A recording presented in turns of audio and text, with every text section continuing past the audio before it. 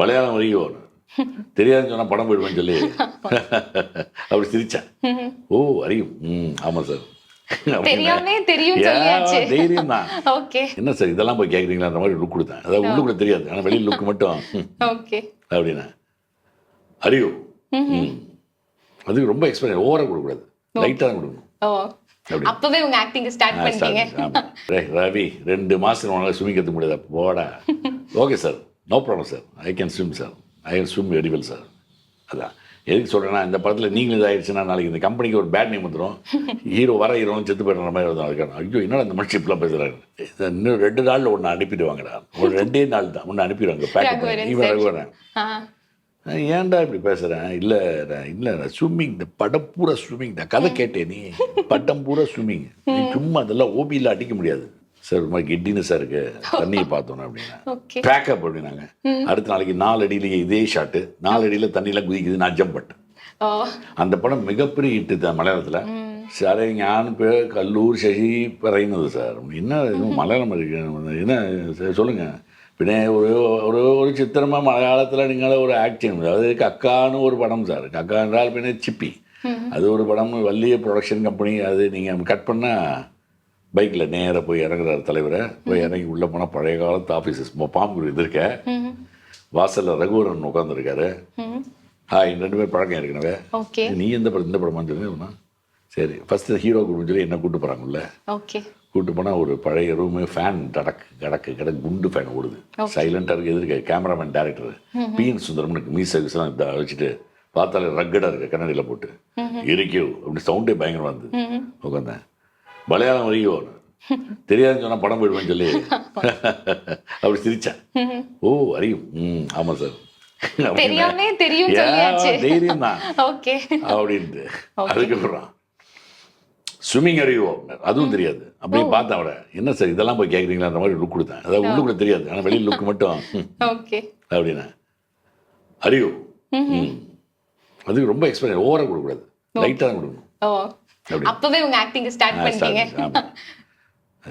எதுக்காக நான் கேட்குறேன்னா, அவர் சொல்கிறார், போன படம் ஜெயன் ஒரு ஆக்டரு, மலையாள ஆக்டரு, கோழி இலக்கம்னு ஒரு படம் இந்த தான் எடுத்தாங்க, பெரிய பேனர். ஆமாம் சார் பெரிய படம் சார். ஆமாம், ஆயாள் மறிச்சு போய் இறந்துட்டாரு. சார் அப்படின்னா ஷாக் ஆகிட்டேன். அவர் ஹெலிகாப்டர்லாம் கூச்சி மண்டை உடஞ்சி இறந்துட்டாரு. இந்த படம் பூரா பேக் வாட்டரில் ஷூட்டிங்க, கம்ப்ளீட் ஆழம் பயங்கரமாக இருக்கும். நீங்கள் தான் ஸ்விம்மிங்லாம் பண்ணணும், அதுக்கு தான் அது கேட்குறேன். உங்களுக்கு ஸ்விம்மிங் தெரியுமா அப்படின்னா அப்படியே சைலண்ட் ஆகிட்டு கட் ஷாட்லாம் உள்ளே ஓடுது. போய் உள்ளே போய் ஐயோ காப்பாற்றுங்க. அப்புறம் அப்படியே இருந்து அப்புறம் எப்போ சார் ஷூட்டிங், அடுத்ததுக்கு எப்போ சார் ஷூட்டிங், அடுத்த வாரம் நான் சொல்லிடுவேன். அது இன்னும் 2 மாதம் ரவி 2 மாதம் உங்களால் ஸ்விமிங் கற்றுக்க முடியாதா? போடா. Okay sir, no problem sir, I can swim sir, I can swim very well sir. அதான் எதுக்கு சொல்கிறேன்னா, இந்த படத்தில் நீங்களும் இதாகிடுச்சுன்னா நாளைக்கு இந்த கம்பெனிக்கு ஒரு பேட் நேம் வந்துடும்.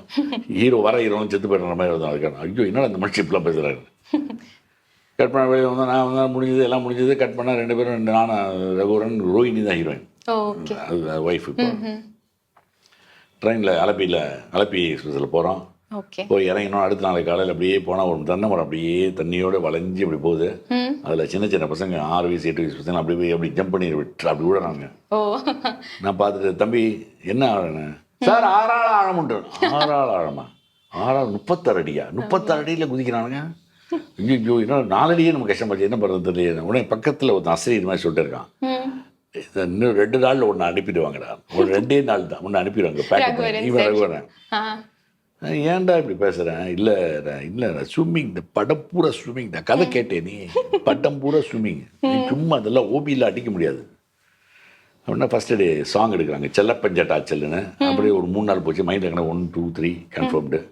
4 5 6 ஃபைட்டு, மார்க்கெட் ஃபைட்டு எனக்கு ரகுவர் இருந்தோம்.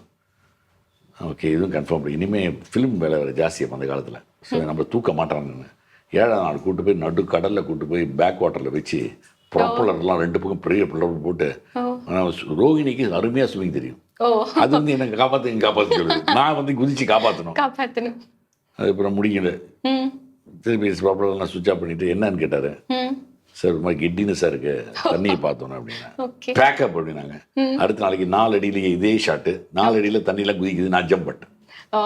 அந்த படம் மிகப்பெரிய ஹிட்டு தான் மலையாளத்தில். 6 சாங்ஸ் எல்லாமே சூப்பர் ஹிட் கக்கான்ற படம். அதுக்கப்புறம் பார்த்தீங்கன்னா கேரளாவில் 81, 82, 83 ட்ராவலிங்.